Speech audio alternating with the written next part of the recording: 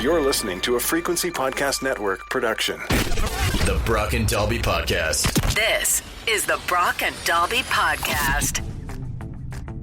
Welcome to Thursday. My name is Brock. I'm Dalby. Heads up, we're going to talk a lot about the Blue Jays today because if you didn't know, something important happened last night. Big game. But we do want to talk about our 50-50. If you haven't gotten any tickets yet, go to bcc5050.ca. Link's always in the podcast description down below.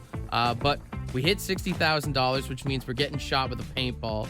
But every $10,000 increment until tomorrow means more paintball. That's right. If we get to 70, that's 2 shots each. If somebody get to 83, if we get to 90 or 100, that could be 4 to 5 shots. So it's up to you guys, the punishment we take. And if you're anywhere inside the province of Ontario, you can go to bcc5050.ca and buy your tickets. And if you're not in Ontario, you listen to the podcast from somewhere else, send this to someone who does live in Ontario so they can get tickets for you. And I want to up the ante because maybe you're like, oh, whatever, you're getting shot with a paintball. I'm going to put my ass on the line for you. Okay. If we get to that 70,000, every paintball that's going to get shot is going to be shot at my tuchus. I'm going to take some back shots for you. Yeah, we do have our friends from Bronson and Bronson who are going to be coming in and doing the shots, and it's apparently 2 paintball experts. So I feel like they've got the accuracy to be able to pick you off in the cheeks. If you've ever listened to the show, I know I can be annoying, and you're like, I could kick that guy's ass. Well, you could shoot something at my ass at least, you know? That's right. Go to bcc5050.ca from anywhere in Ontario to buy your tickets. Get a ticket, maybe win the jackpot,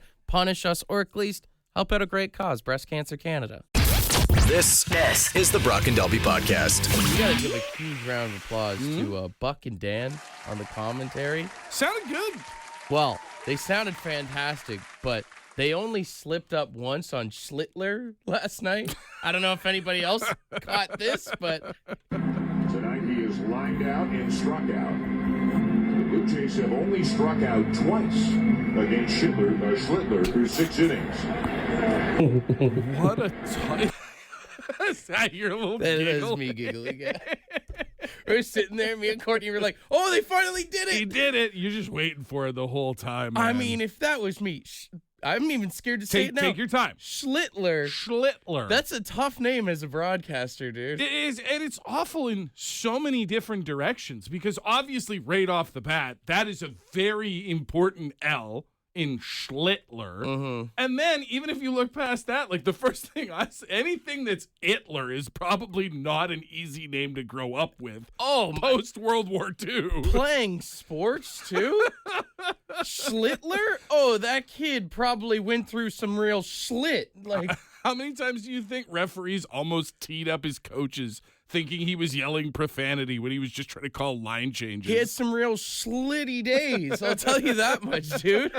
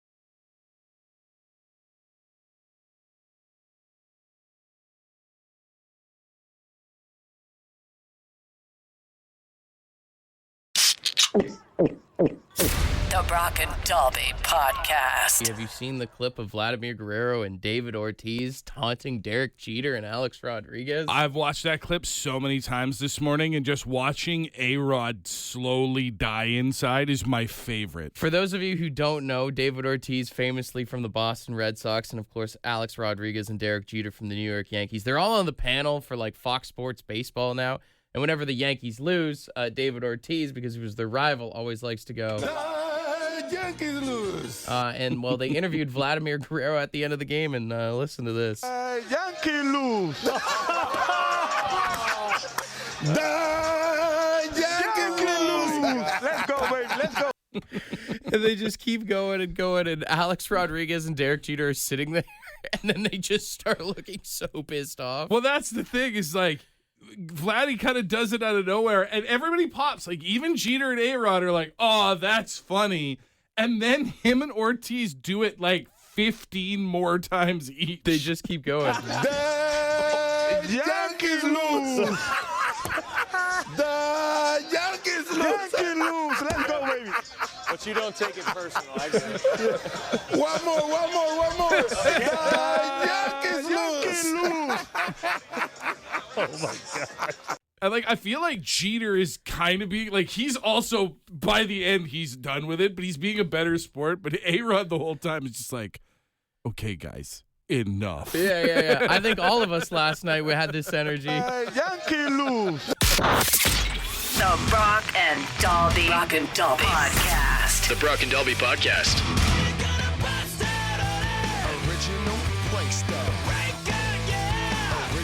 All right, we've got another set of tickets to give away to go see The Offspring and Bad Religion this February at the Canadian Tire Center. And, you know, since The Offspring have this song, Original Prankster, we are looking to hear your best prank to win the tickets. Got 3 folks on the line who are going to try and woo us with the stories of their best pranks. You guys will help us vote for who's going to get these tickets. And for anybody who isn't one of our winners, don't forget, tickets for this tour go on sale Friday at 10 a.m. All right, we'll start with caller number 1 here. Hey, good morning. What's your name? John. John. All right, we'll give you 30 seconds to tell us your best prank. You got one for us? Yep. All right, I'll play the clip here, and then the timer begins. Take it away. Yeah, so I have an uncle, and he's deaf, and I stopped by his house one night to talk to him, and he was in the shower, so I rearranged his whole house while he was in the shower. Like, I moved everything around. He came out, and he had no idea what had happened. It was hilarious. That's so cruel. Wouldn't have any idea. You're down there hauling furniture around. He can't hear a damn thing. Man's just trying to get clean. Exactly. All right, John, we'll keep you on hold there. I don't know if that's a prank or more bullying, but I think at their core, most pranks if are it's just family, bullying. yeah. If it's family, I guess. Yeah. If it was a stranger, even worse. All right, we'll go to line 2. Hey, good morning. Who's this? Hello. Hello. Hey, it's John. Hey, it's John. All right, got another John here. Are you ready to play? Yeah, I'm ready to go. All right, 3, 2, 1. Tell us your prank. All right, in grade 5, there's this girl that sat beside me named Candace, and I just had watched Prank Control on YTV, and they told me this idea. I pretended to sneeze on her, but I actually just flicked water on her, and then it was during swine flu. So That's so innocent and beautiful. That's Right. really nice. No one actually. gets hurt in that. She just has to make that sad walk of shame back up the hill and be like, you buggers. Oh, that's good. All right, Great. stay on hold. Let's weigh out our options here. First off, a round of applause for all the that called in this morning here. Imagine if Mike had got that lady fired for leaving work early, though.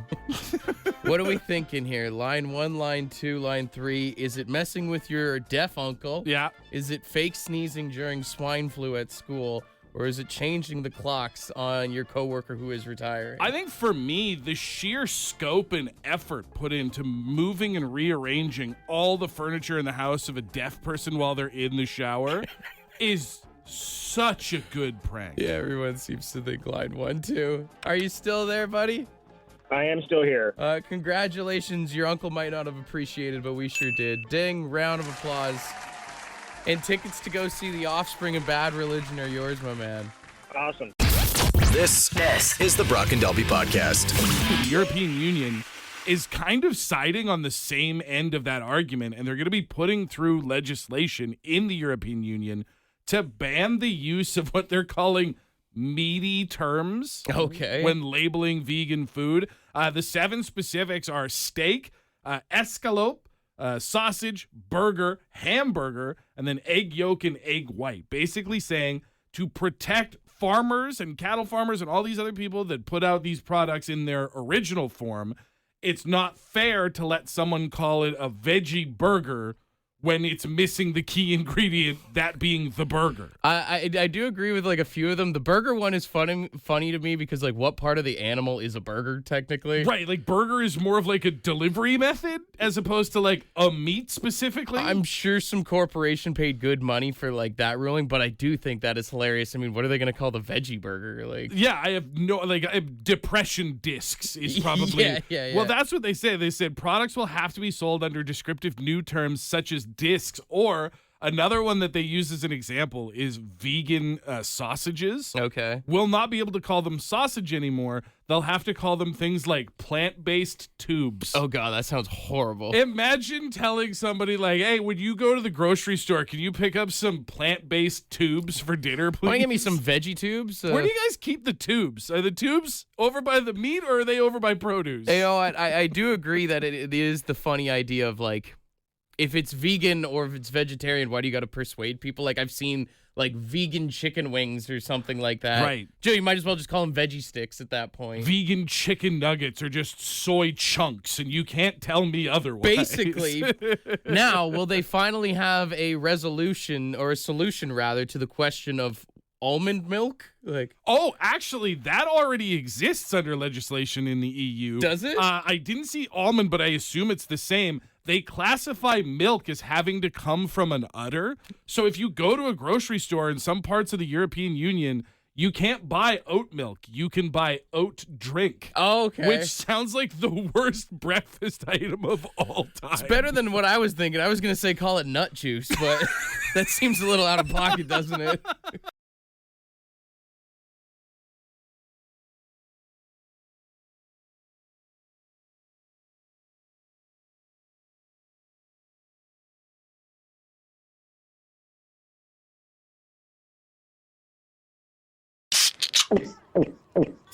The Brock and Dalby Podcast.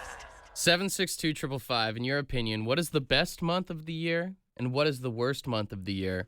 Maybe I'm just living off of a high from last night's Jays win and the Leafs win in there, but I think October might be the greatest month of the year, man. I mean, just all the sports being back. I was going to say, if you're a sports fan, right away by default, you've got NBA coming back, NHL coming back, football's in full swing in both leagues, and you've got baseball playoffs. I actually saw something yesterday that said starting as of last night, it was 49 consecutive days of straight football between college, the NFL, and the CFL up until November 26th. Like, it's huge. But then even if you're not a sports fan, like, October still has a lot to offer, right? If you're a nature person, the leaves are changing. True.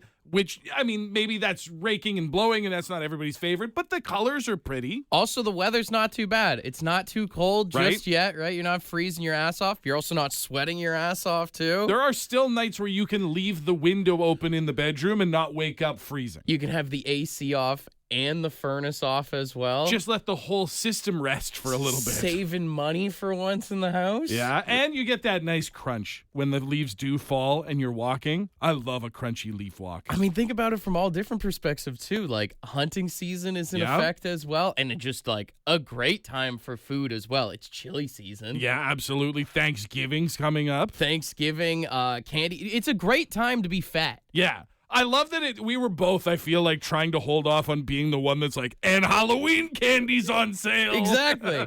It's a great time to watch sports. It's a great time to enjoy nature. It's a great time to just be a piece of garbage. Yeah. October's a pretty solid month. Definitely top. This is the Brock and Dalby Podcast. It's pretty unanimous. Everybody agrees that October is probably the best month of the year. Feels like anybody who's got a different answer has like oh, it's my anniversary or that's my birthday. Like, I love September because I was born there, but October is just great. We got Ashley on the phone. What do you think is the worst month of the year? January, easily. January is like the equivalent of like a Monday or Tuesday. Like, it's got to happen. You don't really want it to. You were having a good time up until then. And now, like, you have bills to pay, and it's dark and dreary outside. 100%. Yeah, the broke thing, you get like that Christmas hangover. I think January is basically like the week after getting paid. Yeah. Where you have no money. Yeah. Yeah, and you're just like, well, that was fun, eh? Remember when we could do things and I enjoyed life? That was cool. Also, can we all agree that the month of January feels like 3 months for some reason? It stretches forever. Actually, though, yeah, January does. Like, that's the whole beginning of the year. It just never ends, and maybe that's why it sucks so much. Man, and my birthday is in January, and I hated the month of January having a birthday as a kid because I just got everyone's leftover presents for my birthday party. Right, yeah. Cast-offs from Christmas presents that didn't hit right. Oh, let's give them to Brock. He'll be happy. A lot of people saying December and January, but we've got Josie on the line. What are you thinking? I'm thinking about April, and it's the worst month ever because you have to file your taxes. Oh. I didn't even think about that. Everyone's talking about how depressing January is. No, I think I got it beat. I think April is worse. That's tax time. At least in January, you don't have to pay yet. You still have a few more months of hope that you don't. You don't have to pay in January because you just finished paying all your money in December. Yeah, well, no, you're paying in January, but you're paying something different. You're paying your credit card from Christmas shopping. Also, April is kind of like the biggest blue balls month because we get like these little spurts of nice weather on top of it, and then all of a sudden it's like, here's 10 inches of snow. Yeah. But guys, we need the April showers to get the May flowers. There you go. You got rain, you got snow, you got nice weather. Well, you've got May 1st to look forward to, and those blue balls, guys, because you've heard it, right? Hooray, hooray for the 1st of May. Bonking season begins today. I will say, Josie, as a Leafs fan, the month of May can be pretty depressing, too. May can have some drawbacks you might not be thinking about.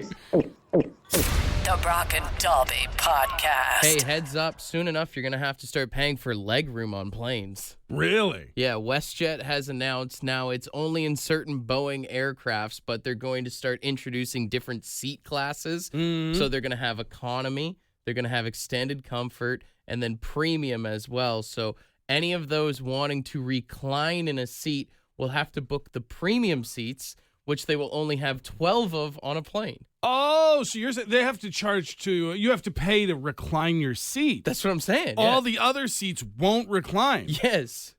Absolutely brilliant thing. Thank you so much, WestJet. I love this idea. This is BS. You're telling me you have to pay for comfort now? Listen, you can pay an additional fee to make the person behind you less comfortable. That's what you can do. Because as it is right now, we're all locked on airplanes into the same tiny little boxes, and you don't get to decide you want to put your seat in my face. I don't understand why people complain about people reclining their seats on the plane. If I recline my seat, you recline your seat, the next person reclines their seat, we're all comfortable. Except for the person at the back who can't recline their seat and is now the victim. Should have got on the app earlier and picked your seat. Also, the thing is reclining my seat doesn't fix, when you recline your seat, it's coming, and I say this as a guy with long legs, it's coming into my legs. So me reclining my back doesn't fix the problem that your reclining caused. Your genetics should have just been smaller then, in my opinion.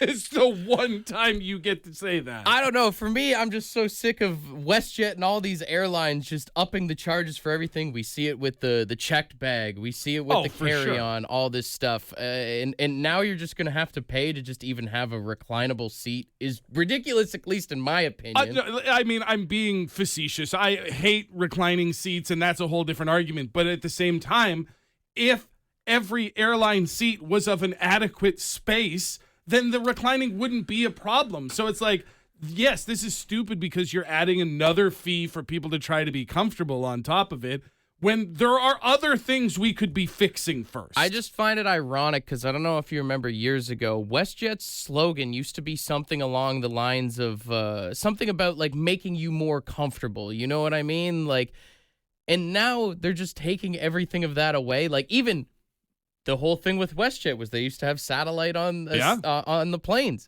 Half the flights you go on, you don't even have a TV anymore. Well, yeah, because they go, well, you've got a phone, so we'll let you stream our stuff on your phone. And it's like, that was the thing. WestJet came in, and it was awesome because they were doing all the things that we were sick and tired of Air Canada not doing. We were getting screens on the planes. We were getting room. We were getting Wi-Fi. And then somewhere along the way, WestJet was like, if we stopped caring about the customers, we could probably make more money, and we all suffered for it. The slogan used to be, I just remembered it, love where you're going. Now it's just like, shut up and give us your money. You know? Yeah. The slogan for the passengers is, well, get me there already then. It's like a Greyhound bus in the sky. The best thing that's been making me laugh, honestly, is during the Jays games, they keep running all these WestJet ads, and there's the one of the lady coming back from vacation, and everybody's cold with their jackets on the plane. Right. And the lady hands her blanket, and me and Courtney every time are like, wonder how much that blanket costs. Yeah, you didn't get that blanket out of the goodness of somebody's heart. I can't even get a full can of Coke, let alone a blanket. The Brock and Dalby Podcast. The Brock and Dalby Podcast.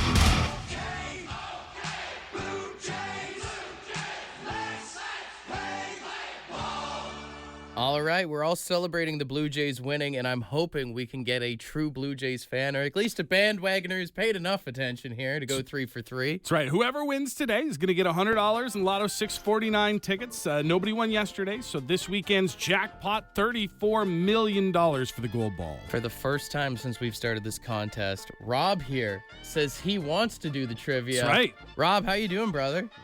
Good, boys. Let's do this. All right, big Jays fan or what? Oh, I've been a Jays fan since about 85, so yeah. Okay. Put the time in. All right. Well, I got high hopes for you. If you go 3 for 3, these lotto tickets are yours. You ready to get going, man? Yeah, let's see what we got. All right. First, can you name one of the 2 teams the Jays might play in the ALCS? That would be either the Detroit Tigers or the Seattle Mariners. We got both. There you go. I mean, we made these questions a certain level for the people we've been getting, and now we got a 40-year fan. Well, this should be easy then. I mean, the guy couldn't figure out what the ALDS stood for yesterday. Can you tell us what the ALCS stands for? The American League Championship Series. Okay. Right. And finally, can you tell us what year did the Jays join Major League Baseball? What was the first year they played?